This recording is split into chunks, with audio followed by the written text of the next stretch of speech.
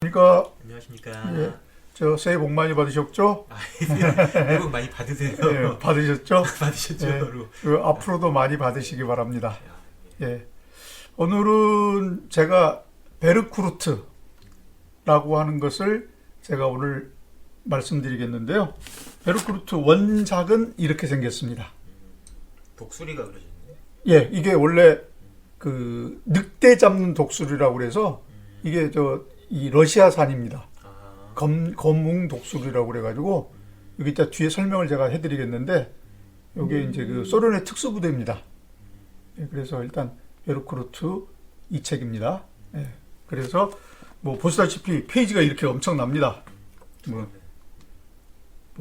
이게 이제 그 판본에 따라 다른데 496페이지짜리도 있고 이건 뭐 500페이지가 훨씬 넘는 책판이고 이렇게 해서 책이 좀 다르긴 한데 베르크루트 우리나라에도 번역이 됐고요. 일단 이 작가는 조셉 헤이우드라는 사람입니다. 예, 우리나라에도 좀 알려져 있을 것 같고 뭐 미국은 워낙 유명한 작가여가지고 그 뭐 시리즈로 나오는 책이 거의 뭐 지금 한 16권인가 지금 계속 나오고 있고요. 예.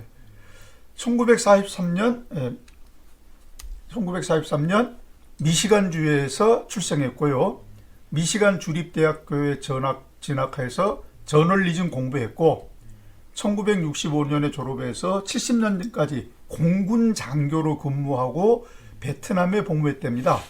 근데 여러분이 이제 여기서 이제 하나 조금 알아두셔야 될 게 그 공군 장교로 근무했는데 폭격 임무에 참여하지 않고 베트남에 복무했으면 CIA로 간 경우가 많답니다. 요거는 이제 뭐 다른 책에서도 제가 이제 주로 본 것들인데 네, 그런 경향이 좀 있답니다. 예, 야외 활동을 지극히 좋아해서 사진 찍고 그림 그리고 만화 그리고 시 쓰는 등 다양한 방면의 재능을 보이고 있고요. 헤이우드의 초기 몇몇 작품은 제2차 세계대전과 냉전 그리고 베트남 전쟁 동안의 군사적인 면에 초점을 주로 맞추고 있습니다.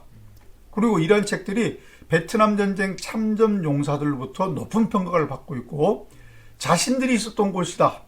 자신들이 전쟁 경험이다. 하고서 이게 그 동료 참전 용사가 쓴 것이라고 해서 되게 좋아한답니다. 야, 우리도 나온다. 뭐 이런 개념이겠죠. 좋아할 수밖에 없죠. 예. 그래서 그런 형태의 것이 있고요. 예, 제가 말씀드린 아까 시리즈 소설에 삼림경찰, 우즈캅이라고 해서 이제 삼림경찰이라고 하는 것이 2000년도에 첫 선보이고 2016년도까지 10권인데 그 무리를 점점 늘려 지금은 제가 정확하게 지금 모르겠습니다. 2019년까지 아마 13권인가까지 나온 걸로 이제 알고 있습니다. 40년대 43년생 작가 치고 되게 왕성하게 지금도 예. 필력이. 자, 이 베르크루트는 1995년 남동 출판사에서 3권으로 나왔습니다. 308쪽, 308쪽, 300쪽. 그러니까 거의 뭐 900쪽이 넘은 거니까 제가 봐서 거의 이제 완역에 가깝다고 저는 보여지는데 이게 저는 보지는 못했습니다. 원소로만 읽었을 뿐이지. 그래서 아마 제가 양으로 봐서는 거의 뭐 비슷하지 않나 싶습니다. 자, 시놉시스를 잠깐 좀 말씀드리겠습니다. 자, 이 소설은 히틀러가 자신의 벙커에 몸을 숨기고 있는 나치 치하의 독일 마지막 날들로 시작을 합니다. 시작 자체가. 마지막 날 히틀러가 이제 우리는 자살한 걸로 알고 있지 않습니까? 네. 히틀러는 공식적으로 애인인 에바 브라운과 자살한 것으로 알려져 있는데 사실은 에바가 자살한 이후에 미리 선정해 놓은 대역이 히틀러의 자리를 차지하고 러시아군이 발견할 수 있도록 총통관저의 마당에 에바의 시신과 함께 눕혀놓았다고 합니다. 죽음같이 해서.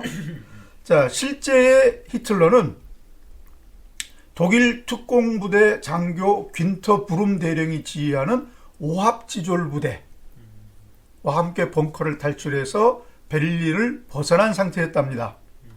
그리고 히틀러가 파킨슨씨 병에 걸린 적이 없다는 사실도 밝혀집니다.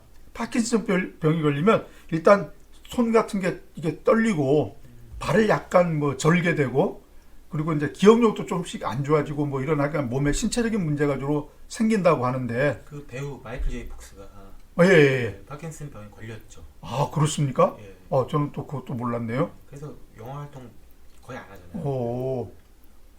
마이클 제이 폭스가 거기 나온 사람입니까? 백투더 피처. 예. 거기 주인공. 예. 맞습니다. 오.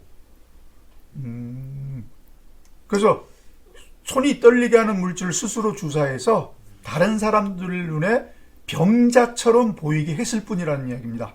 위장이구나. 예, 히틀러의 건강 상태는 좋은 편이었고 전쟁이 끝나면 탈출할 계획을 무려 1년 전부터 세워놓고 있다고 합니다.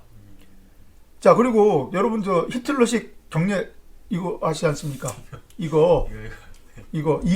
왜 그러냐? 손이 안 올라가서 히틀러가 그래서 경례 방식이 이렇게 만들어졌다고 이렇게 얘기합니다. 안 올라가니까. 예, 이게 하면 이게 팔 여기가 아프니까 그래서 이런 식의 경례가 그래서 만들어졌다는 소리가 지금도 있고요.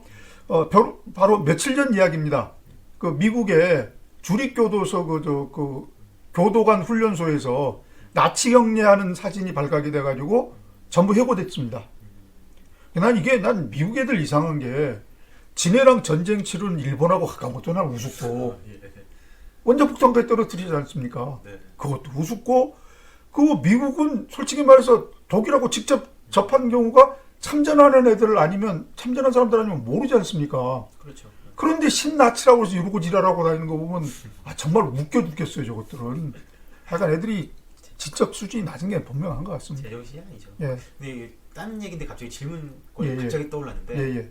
예전에 이게 하일 히틀러 그러잖아요. 예. 하일은 그 만세. 만세. 예. 근데 거기 어떤 데는 뭐 지크 뭐라고 하는데 지크하일. 지크가 뭐예요? 뭐 지크하일 그러면 그 SIEG를 쓸 텐데 네. 지크하일 하게 되면 그것도 역시 그 지크하면 저도 지금 독일어가 감감해서 지금 잘 생각이 안 나는데 그것도 거의 아마 비슷한 만세 무슨 만세 막 그런 정도 느낌일 거예요. 아니, 어디서 저 지크도 봐갖고 예, 맞아요. 지크하일 지크하일도 있습니다. 지크 그래갖고 예. 저건 뭐지? 선생님한테 여쭤봐야겠다. 그 지크니까 아마 제가 봐서 보면 SIEG를 독일식 발음으로 지금 이야기한 것 같은데 네. 아마 그런 것 같습니다.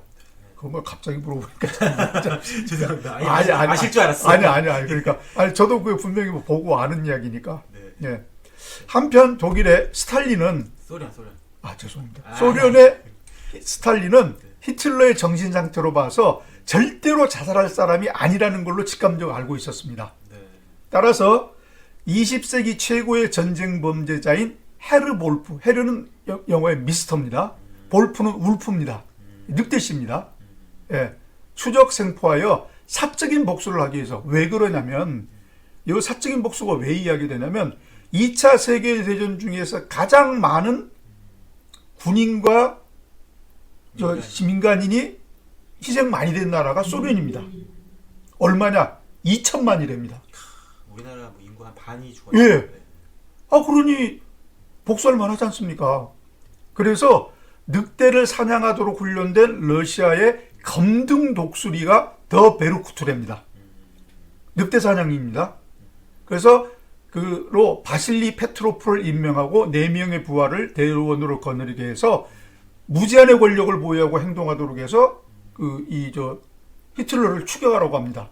저기 무제한의 권이라는 것은 어디다 갔든지 돈 뺏어 쓸 수 있고 군대 동원할 수 있고. 근데 죽이는 게 아니라 저기는 일단 생포해서 데려오라 이겁니다. 복수를 해야 되니까. 네네. 예. 그리고 이제 특이하게 미국 작가가 썼는데 저기 소련 사람들이 주인공인 거네요. 예, 그렇습니다. 특이하다. 예. 그리고 더 재밌는 게 여러분한테 울프 이야기는 해드린 적이 있습니다.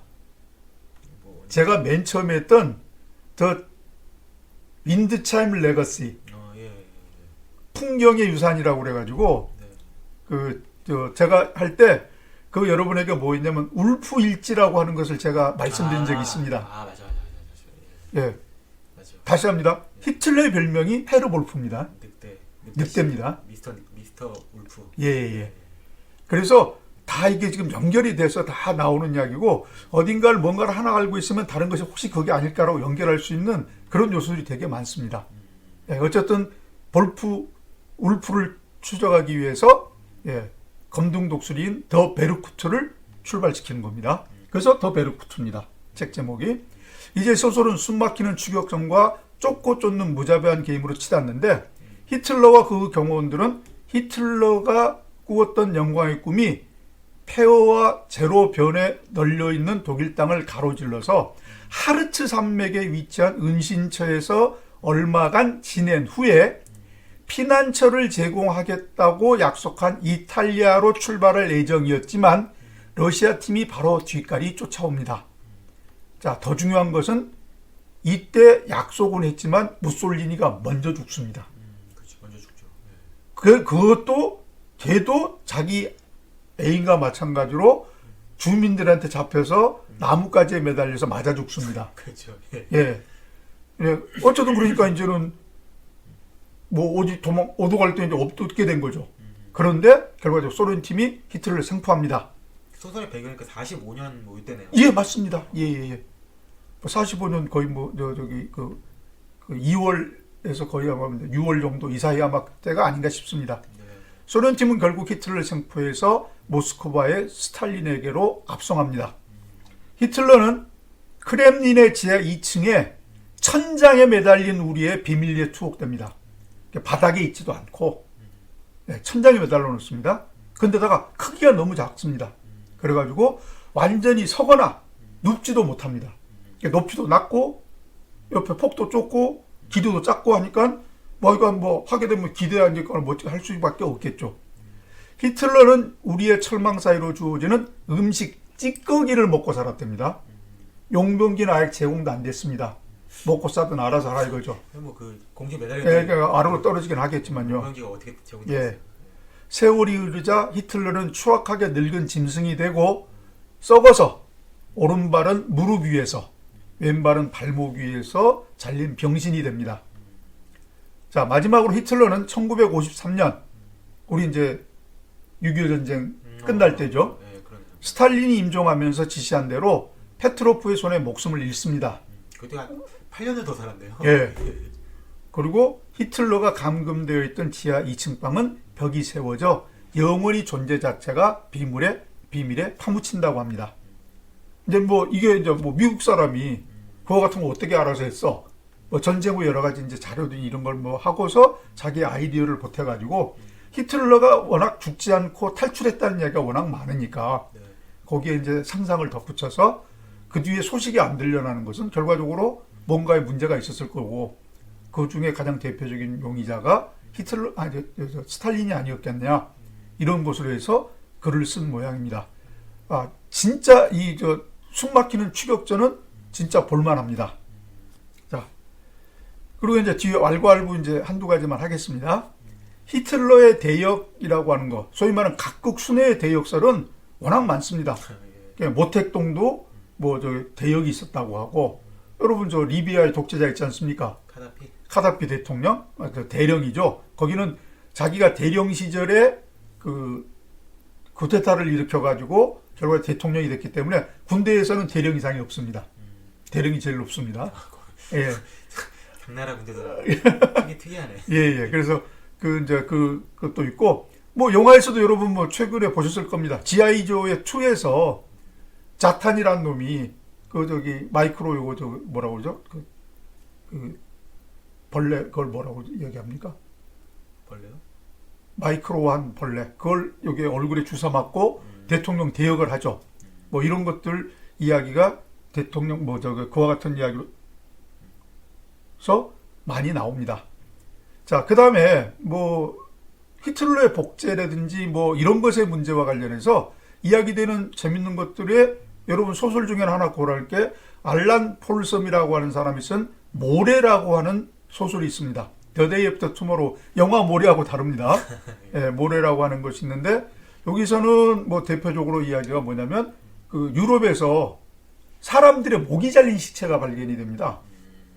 근데 목이 잘렸는데 레이저라고 하는 것이 그때 초기에 사용이 될까 말까 하는데 잘려있는 그 단면이 너무나도 깨끗한 거죠. 그래서 이제 혹시 레이저라고 하는 것이 목을 자르는 데 사용한 게 아닌가라고 하는 이야기들이 있고 거기에 대한 뒷이야기들이 많이 나오는데 그리고 이제 장면이 바뀌면서 스위스의 어떤 요양원에 아주 젊은 애 둘이가 완전히 영주 같은 대접을 받으면서 저 둘이가 잘하고 있습니다. 그래서 이제 20대 초반이 됐고 걔네들이 이제 20살이 되면서 그 생일 축하 파티를 하는데 걔네들이 이제 그게 죽을 날입니다. 왜 그러냐? 히틀러의 목을 히틀러가 죽고 나서 그걸 그 냉동 보관하고 있다가 네. 이 싱싱한 젊은 애 목에 이식하는 몸에 이식하라 하는 겁니다. 어. 그러니까 이제 목을 자르고 그 나머지 부분이 살아있느냐 없느냐의 문제를 계속 실험하기 위해서 그와 같은 이제 그 저 목을 잘라서 그 이제 하고 시험 끝나면 버리고 막 이랬던 것이 반복이 된 모양입니다. 근데 이제 제가 요거 좀 기간이 지나 제가 조금 기억이 안 나는데 그 이제 그 미국의 어떤 친구가 이제 거기 갔다가 자기 앞에서 그렇게 살해된 그 저기 시체를 봤고 자기 동생하고 관련해서 제4제국을 꿈꾸는 그 기지까지 들어가게 됐고 거기서 이제 그와 같은 것을 보고 추격전이 벌어져서 마지막에 그 알프스 산맥에까지 쫓아 올라가서 그 이 목을 담고 있는 상자가 터지면서 히틀러의 목이 굴러 내려오는 장면 나오고 하는 걸로 끝이 나는데 인상적인 결말. 예, 아주 그냥 알란 폴 솜 소설 모래 재밌게 봤습니다.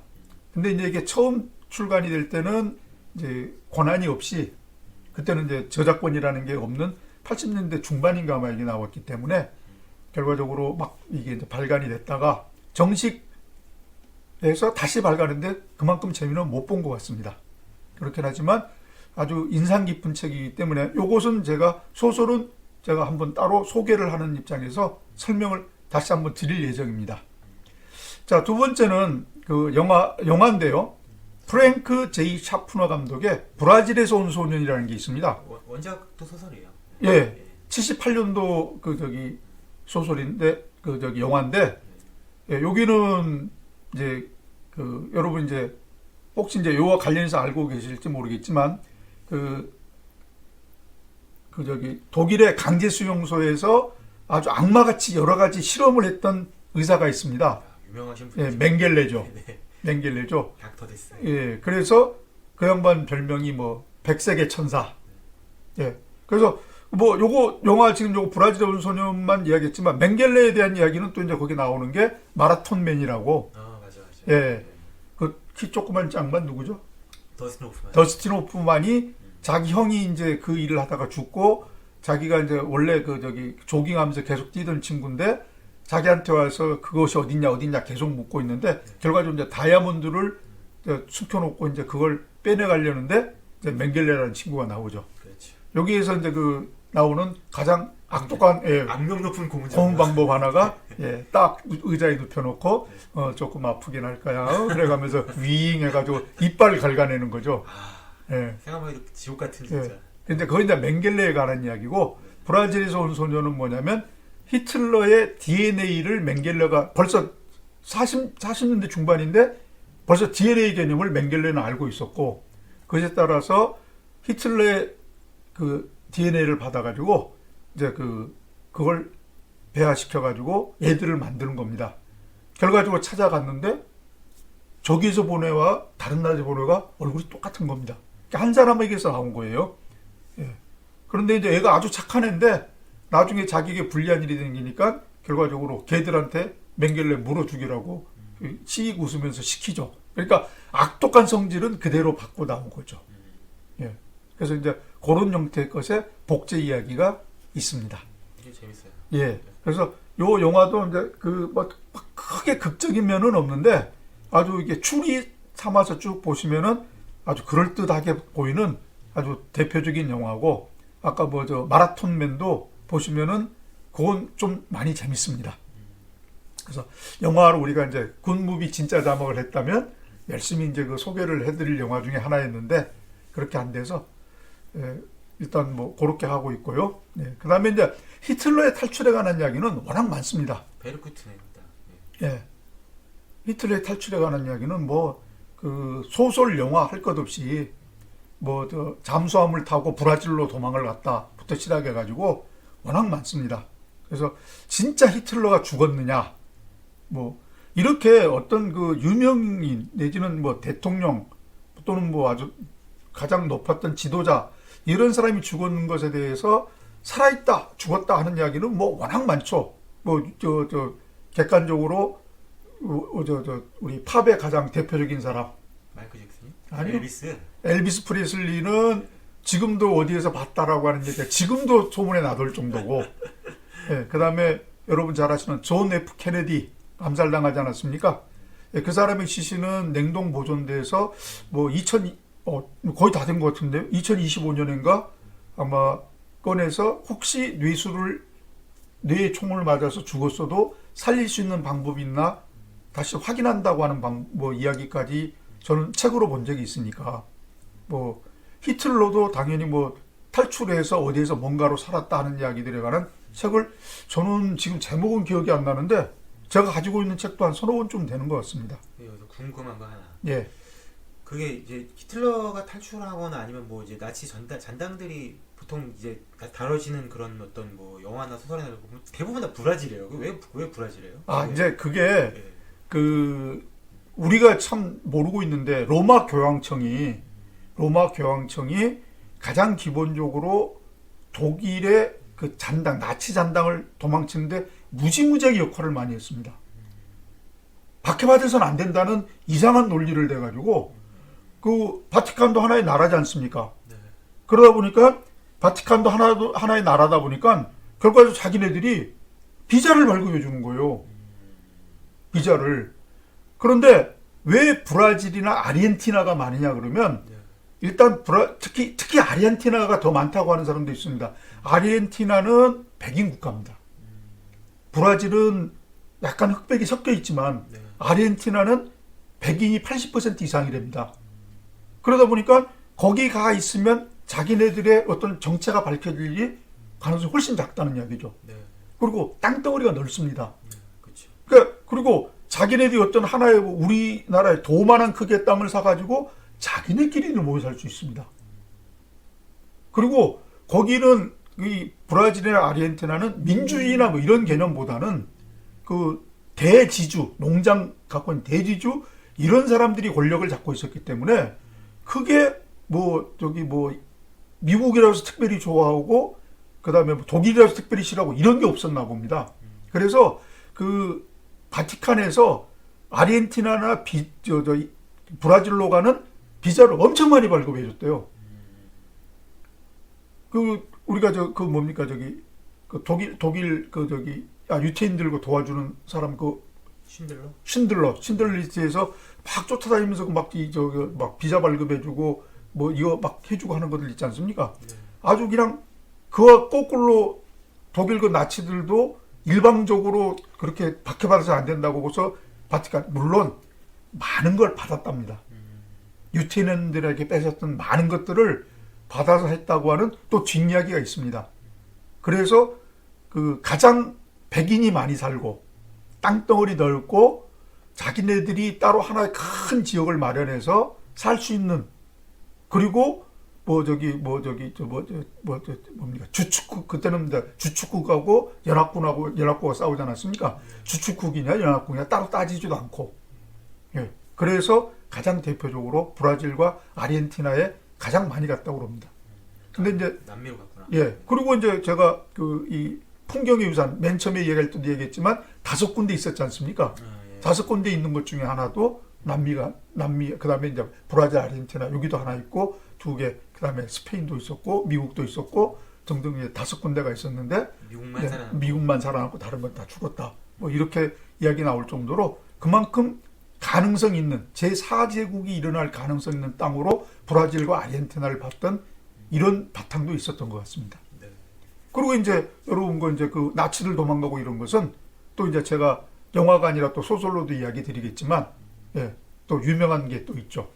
뭐죠? 나치가 그 도망가. 독일 기자가 거기 숨어 들어가서 로시만 살해하지 않습니까? 누굴 살해한다고요? 로시만, 니가의 도살자. 전 모르겠습니다. 아, 그거 모르십니까? 예. 저도 지금 갑자기 제목이 생각 안 나는데, 예, 그 영화나 소설 아주 재밌는 게 있으니까 그것도 소개를 해드리겠습니다. 프레데릭 포사이스의 작품이라고 하는 것까지 생각이 나는데, 오데사 파일. 포사이스의 오데사 파일. 예, 오데사 파일입니다. 오데사 파일에 그거 자세하게 재밌게 나와 있으니까 그것도 소설로서 하나 설명을 해드리도록 하겠습니다. 지금 뭐 소개할 저 작가들이 너무 많아가지고 너무 많은데. 그게 언제 될지는 모르겠지만 예, 꼭 약속드리겠습니다.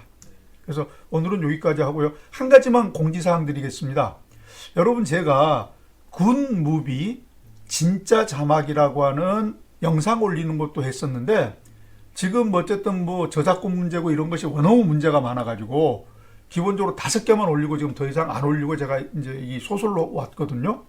예, 그런데 그 주다 보니까 되게 그 영화를 많이 보시면서 아쉬워하는 부분이 조금 거기도 좀 뒷이야기가 있었으면 좋지 않겠나 해서 뭐 이번 주에 가능한 하나, 다음 주에 하나 뭐 이런 식으로 계속 올리더라도 그 영화의 뒷이야기를 올려서 여러분들이 아 이런 부분도 있구나 하는 것을 아실 수 있도록 재밌게 꾸며서 한번 거기도 올려볼 생각이니까 혹시 여러분들 영화에 관심 있으신 분들은 굿 무비 진짜 자막 이제 떼셔야 됩니다. 굿 하고 떼시고 무비 떼시고 진짜 떼시고 자막을 해서 보시면 예, 뭐 가능하면 월요일까지 해서 일단 한 편의 뒷이야기를 올리도록 하겠습니다. 관심 있게 지켜봐 주시면 감사하겠습니다. 일단 오늘은 제 이야기는 여기서 그치겠습니다. 예, 감사합니다.